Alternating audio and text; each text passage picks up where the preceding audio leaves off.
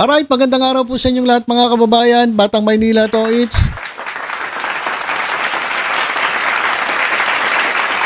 nagsalita na po si Atty. Chel Jokno. Sabi niya, grabe ang kawalang hiyaan. Kasi mga kababayan, yung kanya pong pangalan ay nasa listahan po ng tumanggap ng confidential funds galing po kay Sara Duterte. At hindi lang po siya. Ang latest po ay kasama po itong si Marian Rivera. Sabi ko nga ano nang magiging reaksyon ni Dingdong Dantes tungkol dito kasi pati yung asawa niyang nananahimik dinadamay mga kababayan.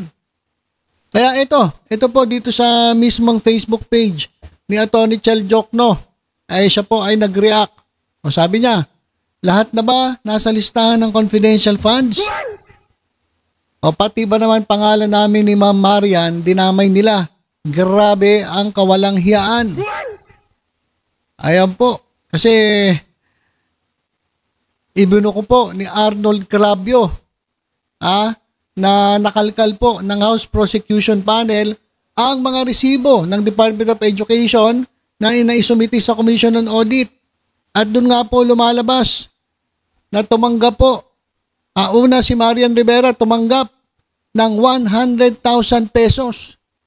At ito namang si Atty. Chel Jokno ay tumanggap naman ng 120,000 pesos. O hindi po sila ang talagang tumanggap. Ginamit lang po ang kanilang pangalan. Kaya sabi ni Chel Jokno, grabe naman ang kawalang hiyaan. Walang hiya talaga. Grabe. Pero mo, gagawa ka ng peking resibo, acknowledgement receipt, na tumanggap yung mga tao ng 100,000, 120,000. Tapos ang ilalagay mo, pangalan pa ng totoong tao. Mas okay pa yung yung Mary Grace Piatos. Kasi yun, obvious na pineke na hindi sila talaga tao yung tumanggap. Kokoy Villamin, pwedeng pangalan ng tao. Pero nung binerify, dyan po sa PSA, hindi po totoong tao. Wala po, hindi po nag-exist. Pero itong Marian Rivera at itong Chel Jokno, totoong tao to So grabe talaga ang kawalang hiyaan, ginamit pa sila. At pinalabas na sila tumanggap ng confidential fund galing po sa DepEd nung panahon ni Sara Duterte. Grabe, no? Grabe talaga ang kawalang hiyaan na itong mga tao na gumagamit ng pangalan para sa kanilang mga katarantaduhan. Ano sabi? Basahin lang natin yung ilang mga komento ng ating kababayan. Ayos yan, Kong Chel Jokno. Pag nag-cross-examine ka sa hearing, ayan ang magandang tanong mismo kay Vice Sara Duterte. Tama yun. Kasi tatanungin mo, Vice President Sara Duterte, bakit pati ba naman pangalan ko ginamit mo na sinasabi dyan na ako'y tumanggap sa acknowledgement receipt. Tumanggap ako 100,000, 120,000. Tapos patawag mo din si Marian Rivera sa hearing. Kinakailangan malinis si Marian Rivera pangalan niya. At tanungin si Sara Duterte. Tanungin ni Marian, ma'am, ako po nagtatrabaho ng maayos, nag-aartista ako, patas po ako, hindi po ako magnanakaw. Tanong ko lang, bakit po ginamit niyo ang pangalan ko, Marian Rivera, na isa sa mga tumanggap ng confidential fund, 100,000? Ayun ang magandang mga itanong kay Sara Duterte. Di ba? Yan yung magandang cross-examine. Tingnan natin yung magiging reaction ni Sara Duterte kung anong magiging itsura ng mukha niya. Kasi ang alam naman natin, i-deny niya yan. Sasabihin niya, hindi ako ang may kagawan yan. So ano pa mga sinasabi dito ng ating mga kababayan? Sobrang katarantaduhan na po. Attorney, grabe. Ayan po. Sabi dito, grabe talaga ang kalokohan. Meron naman dito nakakatawa pero nakakainis. Dapat daw isinama mo na rin.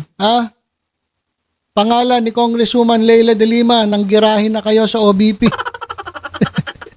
Oo nga, gamitin. Dapat lahat isinama lahat ng miyembro ng prosecution. Para talagang bloodbath ang mangyayari. Total, gusto naman ni Sara Duterte bloodbath. Gusto niyang dumanak ng dugo dun sa kanyang impeachment trial. Di, eto, simula na yan. Bloodbath na yan. Kasi ginamit nyo yung pangalan ni Chel Jokno. Tapos si Marion Rivera. Baka meron pang ano dyan, may Delima, baka may Luistro. Ilabas nyo na. Para siguradong bloodbath ang mangyari. So yan po mga kababayan, ang sabi po ni ni Chel Jokno ay sobrang grabe ang kawalang hiyaan na itong mga gumawa niyan. At ito, duktungan ko na rin, tungkol po ito kay General Torre naman mga kababayan. Siya po ay nabigyan ng parangal ng Volunteers Against Crime and Corruption. Ano po ang parangal? So binigyan po siya ng parangal at pinapurihan si Torre. Bakit po? Dahil sa kanyang katapangan, dedikasyon sa trabaho at sa pagsugpo ng kriminalidad sa bansa.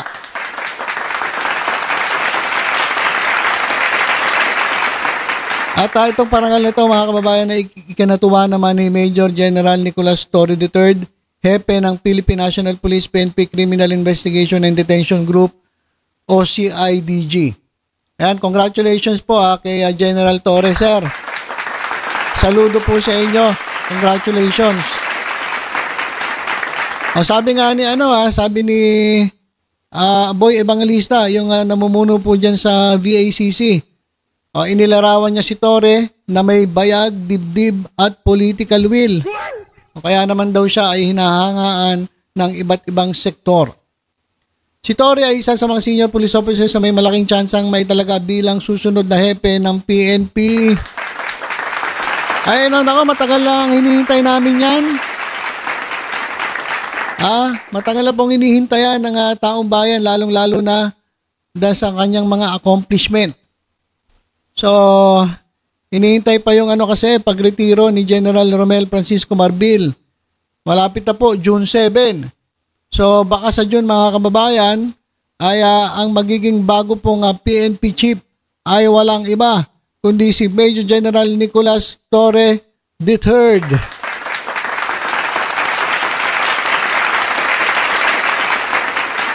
Ayan po yung hinihiling natin, no? Pero nilinaw naman ni Torre na tanging si Pangulong Ferdinand Marcos Jr. lamang ang may salita kung sino ang kanyang pipiliin na susunod na hepe ng pambansang pulisya. Pero sa tingin ko, dapat si Torre na Dahil nakita naman natin, biruin nyo, sino ang general ang nakapagpasuko kay Kibuloy? Sabi nila, sumuko daw si Kibuloy. Sumuko si Kibuloy kasi corner na. Wala na siyang matakbuhan. Hinukay ng hinukay ba naman ni Torre? Natukoy ko nasan siya. So yan mga kababayan, at isa pa, sino ba ang namuno para arestuhin si dating Pangulong Duterte at maipadala dyan sa dahig? Diba si General Torre din. So sa tingin ko, si Torre na ang magiging susunod na hepe ng Philippine National Police.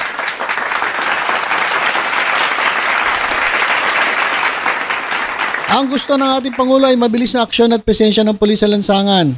Tugma ito sa ating programa noon pa na patunayan nating epektibo ang 3-minute response time. So, wala na nga hanapin pa ang Pangulo.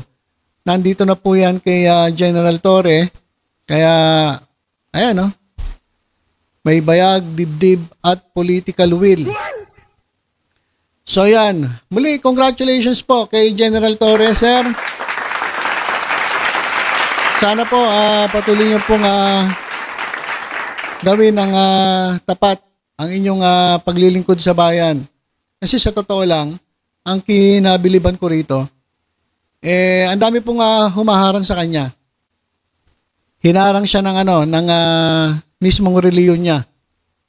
Pero sabi niya, hindi pwedeng hindi ko gawin ang mandato sa akin ng konstitusyon.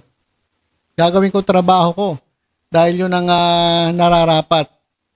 Hinarang siya ng mga senador. Hinarang siya ni Bato de la Rosa. Sabi niya kay Bato, hindi mo ako pwedeng harangin. Bato ka lang, Torre ako. Di ba? Kaya hindi ka makakaporma. Basta kasi mga kababayan, as long na ikaw ay gumagawa ng tama, wala ka pong dapat ikatakot. Okay, so congratulations po kay General Torre, sir. Congratulations po sa inyo. At tungkol naman dito kay Marian Rivera, hinihintay natin yung kanyang reaksyon tungkol sa pagkakadamay ng kanyang pangalan dyan po sa confidential fund ni Sara Duterte. At nagsalita na rin po itong si Chel Jokno. Sabi niya, grabe ang kawalang hiyaan na itong mga taong ito at pati yung pangalan niya dinamay dyan sa kanilang kalokohan. So, yun lang po muna mga kababayan. Tutok-tutok lang po dito sa Batang Maynila. Toy sa iba pang updates. Ingat po tayong lahat. God bless po.